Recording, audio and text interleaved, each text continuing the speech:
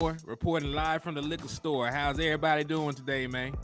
So, hey, man, as you see, it's the liquor store run. We're having a little small talk. I'm gonna give y'all raffle updates, man. If you are not aware, we are doing a raffle, and all the way from now up until the 25th of April. It's $5 to enter. The winner gets a Dallas Cowboys jersey of their choosing. So you can enter as many times as you want, but you only need to donate when I go live. So you'll get whatever jersey you decide. It could be a Dak Prescott jersey, whoever on the team you want, throwback. It don't matter.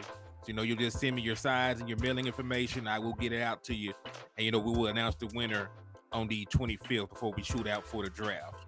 So with that said, though, man, before I get ahead of myself as I usually do, please go ahead, hit the like button, hit the share button, hit the subscribe button if you're not already joined the channel. We're trying to get up to 1,000 subscribers. We're at about 667 or so right now. So, I appreciate all y'all for the love and the support. So, hold on, let me get a couple more people in here real quick, and then we're going to rock. 1 second. Make sure my stuff is up.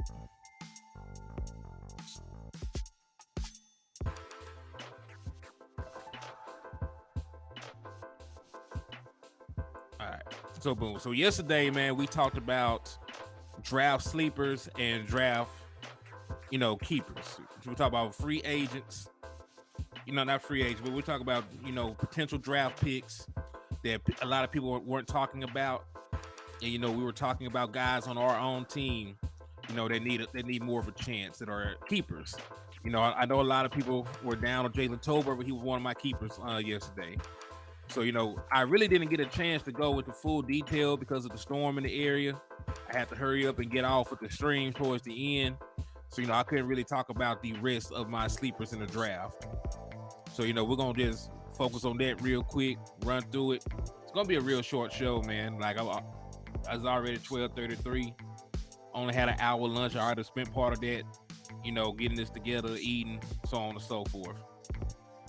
So, I'm going to focus on one of my other draft sleepers. We're going to talk about the running back from Oklahoma, Eric Gray. And Eric Gray is a very dynamic running back. Small, compact, but he's very powerful. He's a power runner, vicious, violent runner, bounces off of tackles, low center of gravity, heavy body. He's 5'10", 212 pounds. So he's real small and compact, man, but he's not like a little scat pack. Like, he has some size to him. That's one of the things that I like about him. Like, he's more suited to run in between the tackles than Tony Pollard is. So, coming onto this team, he would already have, a design role. He already would have, a niche pretty much carved out. At this point, Ezekiel Elliott is gone. You need a short yardage back. And Eric Gray is that kind of powerful runner that you can just plug and play. Even if he's sharing snaps, he can still be effective. Or, if he has a monster camp and you want to give him the full workload that Ezekiel Elliott had, like, I also think he's capable of doing that. So I'm gonna get his stats and his overall numbers pulled up, and we're gonna rock out like that, man. So I'm finna share the screen, and we're gonna chop it up about that boy Eric Gray. All right. So you should be able to see what I'm seeing right now. So Eric Gray is a 5'10", 211-pound running back out of Memphis, Tennessee. Played his collegiate career at Oklahoma. So he's a Sooner. Last year, he had 213 rushing attempts, and he was able to rush for 1,366 yards, 11 touchdowns, and he even averaged 6.4 yards an attempt. So, that's pretty damn good production if you ask me. For any kind of running back, that's damn good production. Now, if you're wondering, like, he is going to be a very late round pick because he does not have a history of having this kind of production. Like, this is his first season even having 200 carries. In the 2021 season, he only got 78 attempts. 2020, he only had 157. 2019, he only had 101. So, this is his first full season as a full-time starter. playing a majority of the games, getting a lion's share of the touches. But he produced. Like he produced. I said 1,300 yards on the ground, added another 229 in the air. Even he had some explosive runs. See, he had a 94-yard run, his freshman season. Last year he had a 54-yard run. So we had some breakaway speed ability. Now he's not a 4.3 guy, 4.29, 4.2 guy or anything like that. But he is definitely a running back that if you give him space and opportunity, he can make a play. He's quicker than you expect. And like I said, like he breaks arm tackles. Like he's a very short, powerful runner in between the tackles, hitting the hole, with anticipation and speed. So, you gotta love a guy like Eric Gray. And to just solidify what we're talking about, this is the thing I started getting into doing. Like I like giving you like the overall numbers, then I like giving you some highlights. Because you already seen, if you watched any of my other shows, you'd have seen like his draft report, 100 different times. I broke that down for y'all. So here are some of the plays from Eric Gray from the previous season. This is his plays from the 2022 season. And we're just gonna take a look at this. We get y'all opinion about how this looked to y'all. All right. So this first play is actually gonna be Eric Gray as a receiver. Made a play down the seam.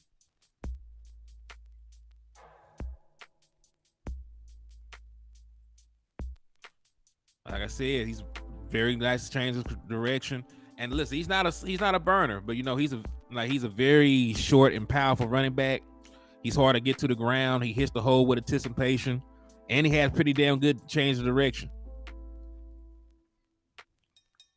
Like some of the things that you see in his scouting report, you can see here is some of these highlights. So these big plays that he's making, that's how he's making them.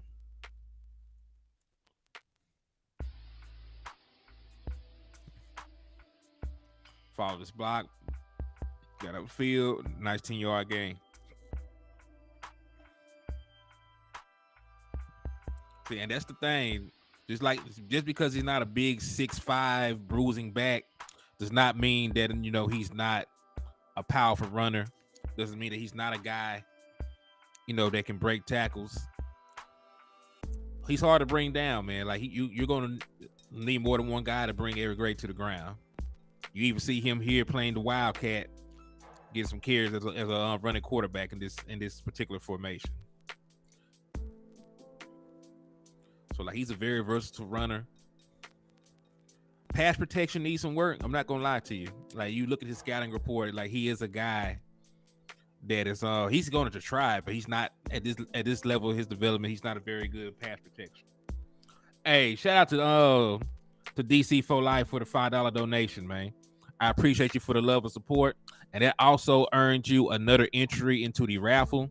If you were late coming in, every $5 donation gets you entered into a raffle to receive a Dallas Cowboy jersey of your choice. So, matter of fact, I need to give the updates on that too, since he just sent another one. All right. So right now, Michael McQuaid is leading the way. He has 4 entries. Action Pal has 2 entries. DC for Life has 3 entries. Marquetta has 2 entries. Daisy Clark has 2 entries. Dwayne Brown had 1 entry. And Michael Lockhart has 1 entry. So, that's how it stands right now. So, technically, Michael McQuaid has the best chance of winning the jersey right now because he has the most entries. So, but, I just want to give y'all an update on that. So, let's continue, watching this some of this good highlights of this boy. And you see him, he's getting into the second level of the defense. He's accelerating. Now, he does not have Tony Pollard speed. No, at Tony Pollard's pro day, it's reported he ran a 4.3. I'm thinking that Eric Gray ran about a 4.5 or so. But, for a heavy back, for a power back, that is good enough speed. Because like I said, the thing that you want him to do, is run between the tackles. You want him to get the tough yardage. You want him to put his head down, break arm tackles, drag the pile.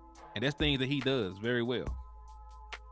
So, just because he doesn't have the home run speed that Tony Pollard has, he's still a very good prospect, especially for a guy that's expected to be a fifth or a late round pick. Like I said, this is a very, very deep running back class. You got all kinds of good running backs coming out at different points of this draft. I know that a lot of y'all are familiar with the boy Spears from Tulane. So there's a bunch of good running back prospects, and Eric Gray is definitely one of them. All right, so that was his highlights from the previous season.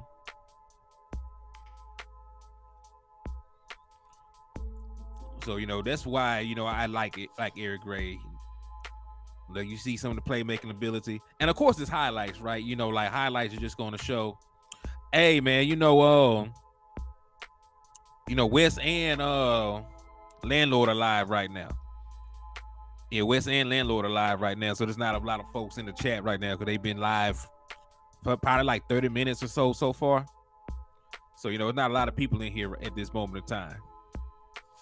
But ain't gonna stop nothing. Like I said, we still gonna do the show. The folks that catch it, they can always rewatch it. See what's going on. And again, I'll be live later on tonight too. I'll be doing another show, about 7 o'clock or so after I get off of work. So ain't no deal.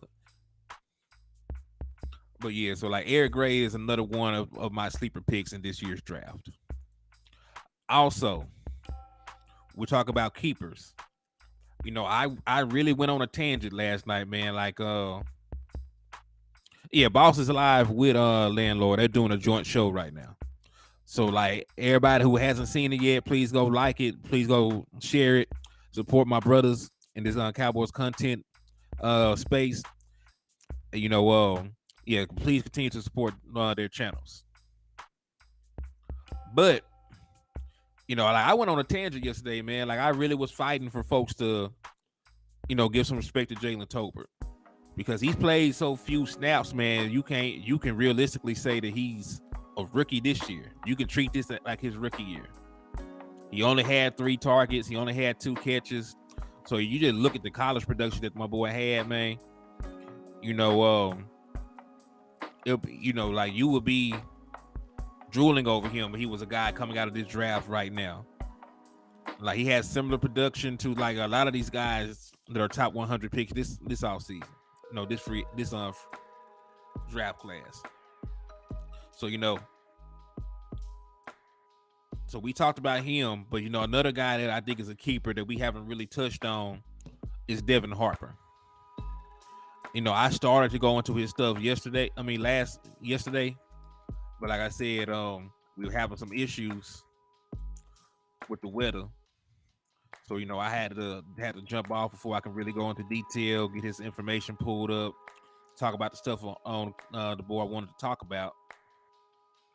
But, man, Devin Harper is definitely a guy that is going to come in this year. He's going to play. Like, I do expect him to play a lot, this upcoming season. And, so let's just take a look at my boy, man. I'm finna get his previous scouting report pulled up. And we're gonna chop it up about my boy. So we're finna take a look at Devin Harper's draft profile. And you're gonna see why he ended up getting drafted and why you should feel excited about him heading into this new season. So, physical skill evaluation. So they're talking about his range, his processing speed, tackling, toughness, versatility. And then they're going to talk about his performance down here, strengths, weaknesses. So we're going to take a deep dive into my boy Devin Harper and why you should feel excited about the future of the linebacker position this year. So when you talk about range, so this is what they said about him coming out. He said he doesn't have an elite second gear, and that hurts his range and closing ability on blitzes. Capable of being responsible on a quarter of the field when he is assigned to the flats, but not much else. Processing speed. Can be fooled by misdirection and anticipate the ball going the wrong way. Doesn't consistently keep contained on read options. can be slow to commit to going on the rush or dropping into pass coverage. This likely is due to him being slow to locate the ball. Generally, a sure tackler has some lapses of arm tackles, doesn't take on contact well, and can get ran over from time to time. Right, so like this is not a lot of great things. So I guess physically, like he's not stacking up too well right now. Right, we talk about processing speed, his range, tackling. All right, but this is one positive thing that they finally got to. It says generally a sure tackler has some lapses of arm tackles, doesn't take a contact well, can get ran over from time. Oh, wow. So that's still bad too. Toughness and power. Doesn't attack with a lot of power. It can get driven off the line of scrimmage by tight ends. Ugh. Versatility. It's tough to gauge his long-term projection. He seems like he would be an ideal sub-package player, but his coverage abilities need some major improvements. Perhaps he can find a role on special teams that makes him valuable, but right now he's not a player you would want to play for specific snaps for your team. All right, so let's talk about his strengths. Now, they really were not high on him over here at Cowboys draft prospect. To be honest, this list isn't going to be very long. He has a decent amount of experience and has a very good athletic testing. He had flashed the ability to time up the snap count, although it's not on a consistent basis. He gains good depth in his drops when in coverage, but wouldn't rely on him in man coverage.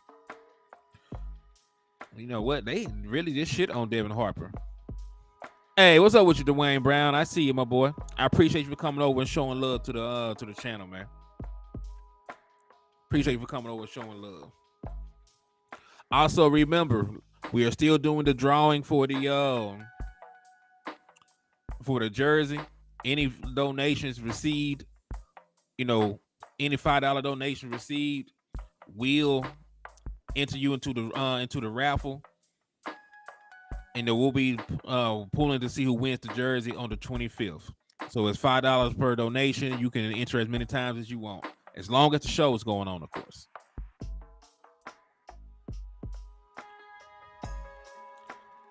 So yeah, so like they really, and listen, I'm up talking Devin Harper, and they did not grade him good at all for the Dallas Cowboys. But even with that said, like I still like Devin Harper. I think that he is a keeper. I think that he has a lot of positive upside, even though that particular draft report,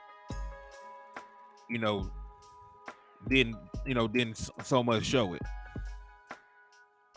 Because he had, despite what that says, like he had pretty damn good production as a college player, especially his last season. He was a 5-year starter. Now, let me show you these stats, because these stats is really what got him drafted to begin with, man. Like I know, like the draft report was not great. That draft report was not great, but let me show you like his actual production. Production and what people think about you at the next level are totally different things. So this is pretty much to cover my ass and back my claims, because I like to show my work. When you look at what he did in 2021 as a senior, he played in all 14 games. He had 60 solo tackles, which is very good. 35 assists. That totals out to 95 total tackles. But this is the beautiful thing.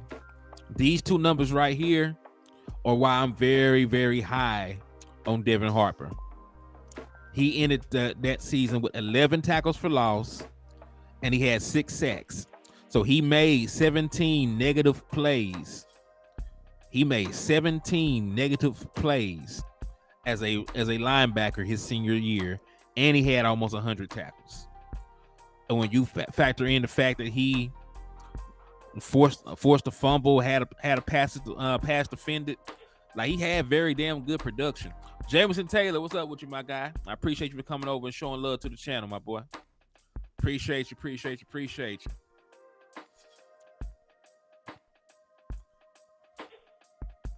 So yeah, man. So like when you just look at his raw numbers, like you can see why people were so high on him coming out of the draft.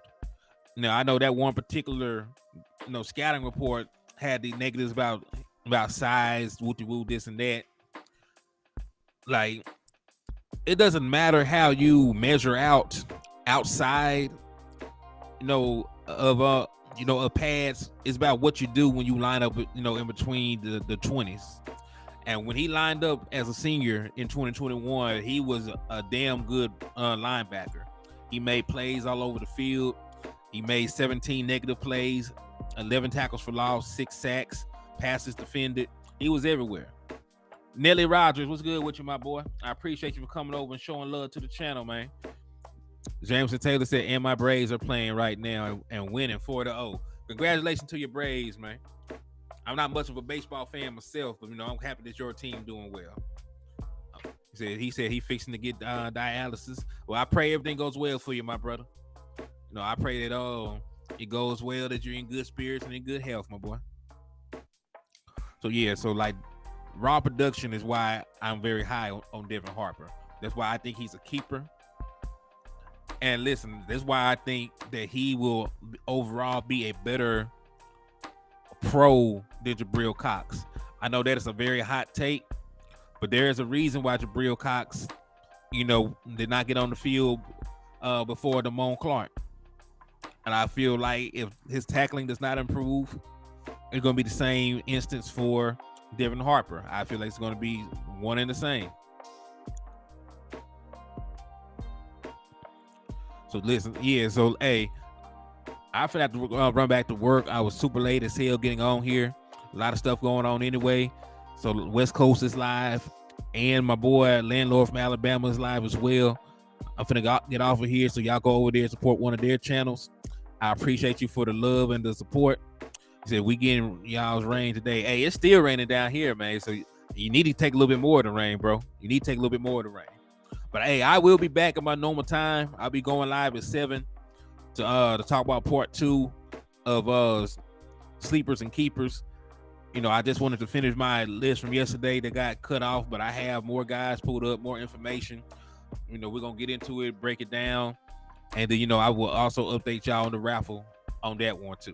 So I appreciate y'all for the love and support. I'm finna get back out in this rain. Y'all be safe.